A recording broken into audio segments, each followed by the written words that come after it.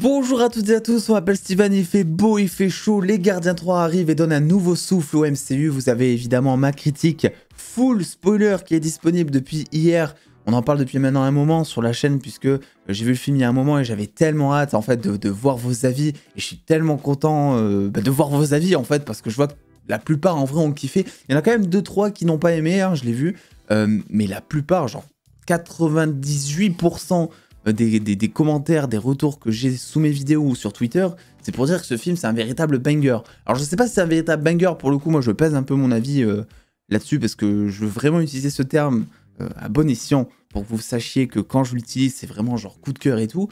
Mais en tout cas, très très bon film. Et forcément, eh bien, il y a des scènes post-crédit dans Les Gardiens 3. Alors je tiens à dire évidemment que cette vidéo sera full spoiler, c'est ton jamais. Voilà, donc si tu n'as pas vu le film, c'est le moment de te barrer, mais oui. Donc on va parler des Gardiens 3, de ces scènes post-crédit. Les scènes post-crédit qui sont la partie du film en fait que j'ai le moins apprécié bizarrement. Dans le sens où, pas que je sois déçu que ça ne dise rien, j'en sais rien sur Kang ou autre, mais c'est juste que je suis vraiment pas d'accord avec ce qui a été teasé. On va en parler ici, je vais vous donner mes théories quant à la suite de ce qui pourrait se faire, de ce qui pourrait ne pas se faire aussi, parce qu'on est un petit peu dans un gros doute. On a eu des déclarations aussi, notamment de Chris Pratt, sur son avenir en tant que Star-Lord. Ça va un peu nous aiguiller. Mais avant toute chose, que se passe-t-il dans les scènes post-crédit? On va parler des deux ici, comme ça c'est fait. Comme ça vous avez mon avis. Et puis peut-être que dans quelques semaines, on aura d'autres interviews, j'en sais rien, qui viendront apporter de nouvelles interprétations à tout ça. On a donc Rocket qui est donc le nouveau leader des Gardiens de la Galaxie. Parce que rappelez-vous, dans le premier film Gardien, il y a eu un débat entre Star-Lord et même jusqu'au deuxième je crois, entre Rocket, en disant oui mais le capitaine c'est moi, non c'est moi, non c'est moi, etc. Donc là, il y a vraiment une prise de maturité de Star-Lord, même si bon il se dédouane un peu en mode bon, moi j'ai kiffé ma life, maintenant c'est toi qui gères la merde.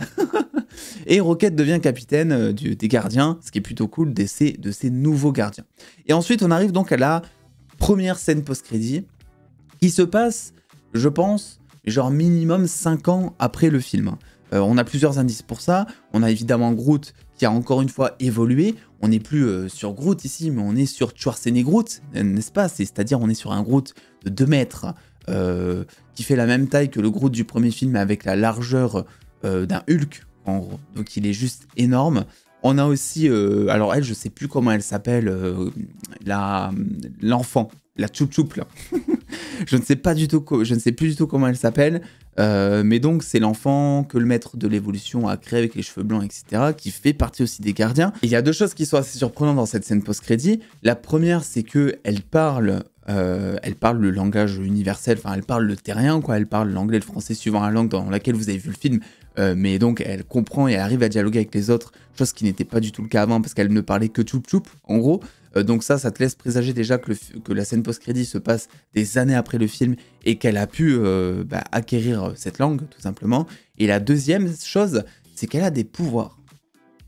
Et là-dessus, en fait, j'ai envie de penser que c'est un nouveau truc qu'elle a eu au fur et à mesure en grandissant ou autre, parce que je ne peux pas croire qu'au moment où donc, par exemple, elle était enfermée dans le vaisseau du maître de l'évolution, je ne peux pas croire qu'elle avait déjà ses pouvoirs, parce que sinon, elle les aurait utilisés, elle aurait défoncé tout le monde. En plus, ça a l'air d'être assez puissant quand même. Donc là-dessus, voilà, je vais dire ça, mais ça te montre dans tous les cas qu'il y a eu une belle évolution de temps entre le film et la première scène post-crédit. Les nouveaux gardiens qui sont aussi composés de Kraglin. Kraglin, on le voit, qui a l'air de maîtriser un peu sa flèche maintenant. Bon, ça fait quelques temps, à la fin du film, il arrive un peu mieux à la maîtriser, notamment juste avant qu'il se fasse aider par Cosmo pour prendre un monstre en homme sandwich. En fait, entre deux murs contrôlés par Cosmo, c'était incroyable cette scène. Mais là, pareil, tu sens que maintenant, il gère beaucoup mieux, il hésite beaucoup moins, il prend beaucoup moins de temps pour utiliser sa flèche, ce qui te montre là aussi que ça fait des années qu'il a pu s'entraîner depuis la fin du film. Et enfin, on a Cosmo.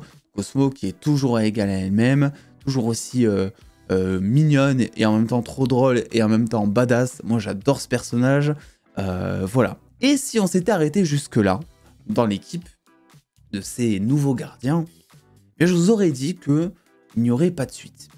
Je vous aurais dit que voilà, la scène post-crédit, elle sert juste à te montrer que les gardiens de la galaxie, c'est plus qu'une équipe. En fait, c'est quelque chose d'intergénérationnel, un groupe, un héritage. qui va être là d'année en année, où il va y avoir des nouvelles personnes qui vont s'ajouter, qui vont se retirer, de la même manière que les Avengers, les New Avengers, etc., pour sauver en gros la galaxie. C'était juste pour montrer en fait que les gardiens ont laissé quelque chose derrière eux. Pour moi, c'était ça, cette scène post-crédit. Et puis, il y a Adam Warlock. Et là, j'ai trop du mal à croire que ça ne va pas continuer. Parce que pour moi, quand tu introduis un personnage comme Adam Warlock, c'est-à-dire un des personnages les plus puissants de Marvel Comics, c'est pour en faire quelque chose. Tu ne l'introduis pas dans un film juste en mode il était là, surtout qu'il a failli crever 3 fois dans le film. On te fait croire qu'il crève 3 fois dans le film, à chaque fois il survit. Donc on te le met pas dans le film et on te le fait pas survivre autant si c'est pour ne rien faire après avec son personnage. Donc pour moi, là-dessus, sur cette première scène post-crédit, qu'est-ce que ça nous dit? Ça nous dit qu'il va y avoir un film ou une série. J'ai l'impression, je sais pas pourquoi, mais cette team des gardiens, parce que pour l'instant on a un peu moins de considération, moi je trouve, envers cette team des gardiens, étant donné que forcément ça fait suite à la team principale, hein, c'est un peu de la même manière dont on voit les choses quand on avait l'arc Iron Man, Captain America, et que Captain America lègue son shield à Sam Wilson. Il y en a beaucoup maintenant qui ont encore du mal avec le Captain America de Sam Wilson parce qu'il n'a toujours pas eu droit à un film et juste à une série d'introductions sur le fait qu'il passe de Falcon à Captain, quoi, en gros. Mais je pense que ça viendra normalement, je l'espère en tout cas. J'espère qu'on arrivera à voir Sam Wilson en tant que Captain America. Et pareil pour ces nouveaux gardiens. Donc moi j'ai l'impression qu'il va y avoir un film ou une série. Le souci étant que James Gunn ne sera plus derrière. Et comme je l'ai dit dans ma critique full spoiler, les gardiens c'est James Gunn. Les gardiens c'est la patte de James Gunn. Tu enlèves James Gunn des gardiens, pour moi ça perd toute son âme. Et je suis persuadé qu'il y a d'autres interprétations à faire. Je sais que dans les comics, les gardiens c'est pas vraiment comme ça non plus. Mais le fait est que dans le MCU, c'est comme ça et que le comparo va se faire automatiquement chez les gens qui ont apprécié les 3 premiers films Gardiens, quoi. Donc pour moi, c'est très risqué. Et en plus de ça, ça veut pas non plus dire que tout simplement les acteurs restants des Gardiens vont vouloir rejouer encore des Gardiens de la Galaxie, quoi. Je pense déjà à tout le cast principal, Star-Lord et tout, même si on va en parler avec la seconde scène post-crédit, qui lui avait l'air d'être plutôt intéressé de suivre James Gunn du côté de chez DC par exemple. Il a d'ailleurs déclaré, Chris Pratt, que il avait du mal à s'imaginer dans un autre projet des Gardiens de la Galaxie étant donné qu'il n'y avait pas James Gunn derrière. Je rappelle que James Gunn pour l'instant est en contrat d'exclusivité chez Warner pendant 4 ans et que ça peut être renouvelé derrière. Donc ça veut dire que pendant 4 ans minimum, il peut rien faire autre que s'occuper des films d'ici. Voilà, donc on abandonne tout ce qui est Marvel, on abandonne tout ce qui est Guardian de la Galaxie. Et pareil, je me pose des questions pour Sean Gunn.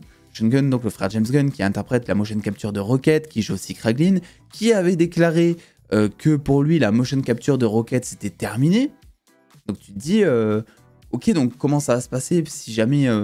est-ce que ça veut dire en fait que c'est fini, quoi? Est-ce que ça veut dire qu'on ne verra plus Rocket, tout simplement? Et oui, et du coup que cette scène post-crédit soit juste une scène pour te montrer l'héritage et tout. Mais c'est vrai qu'Adam Warlock, j'ai un petit peu du mal pour l'instant à me dire c'est fini. Tu vois, il y a tellement de choses à lier, peut-être ramener Nova, tu vois, il y avait beaucoup de rumeurs sur Nova aussi à un moment. Voilà, il y a tellement de choses à faire avec Adam Warlock, qui est tellement puissant, ils auraient tellement un atout dans leur manche Marvel Studios avec ça. L'acteur est quand même assez bankable aussi. L'acteur a travaillé dur pour le rôle. Et puis, dans la mise en scène du film, on te fait clairement comprendre que c'est pas un personnage juste secondaire. Même à la fin, t'as un gros plan sur son visage à la toute fin du film pour te montrer qu'il a évolué, qu'il va s'intégrer à l'équipe et tout. Donc là-dessus, j'ai du mal à y croire. On verra, mais le doute est permis. On passe maintenant à la seconde scène post-crédit. Là, ça va être un peu plus rapide. Donc la seconde scène post-crédit, on voit Chris Pratt, Star-Lord, qui retrouve donc son grand-père que l'on avait vu dans le premier film, Guardian de la Galaxie. Et c'est tout, fin de la scène. Et ensuite, on te dit Star-Lord will be back. Star-Lord donc reviendra. Et pour moi, c'est là où je fais le lien aussi avec ce que je vous ai dit précédemment. Pour moi, ça fait pas du tout le lien avec une suite aux Gardiens de la Galaxie. Pour moi, quand je vois Star-Lord reviendra, ça veut pas dire les Gardiens reviendront. Parce que sinon, ils auraient mis les Gardiens reviendront. Là, ils ont mis Star-Lord reviendra. Donc je pense qu'en fait, ça, c'est purement pour moi cahier des charges de Disney et tout. Star-Lord, il reviendra. Mais il reviendra pour Secret Wars. Parce qu'on le sait, ça fait un moment qu'on le dit maintenant, Secret Wars est vendu par Kevin Feige comme étant le plus gros film, le plus gros crossover super-héroïque. Ce qui veut dire qu'il y aura énormément de personnages.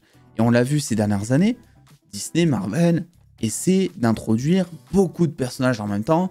On a limite une série Marvel tous les mois avec un nouveau personnage.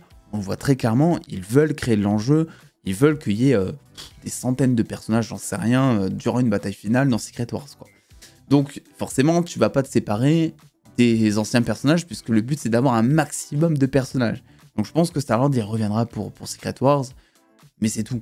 J'ai trop du mal à le voir revenir en tant que Chris Pratt, j'ai trop du mal à le voir revenir en tant que Star-Lord une nouvelle fois, autre que dans un caméo ou un rôle secondaire dans Secret Wars, d'autant plus que lui il a l'air de vouloir suivre James Gunn chez DC. Il a déclaré derrière que bon, les Gardiens sans James Gunn, il sait pas si ça le botterait, voilà, en vrai il est pas très chaud, mais il a quand même rajouté s'il y a un truc intéressant, pourquoi pas.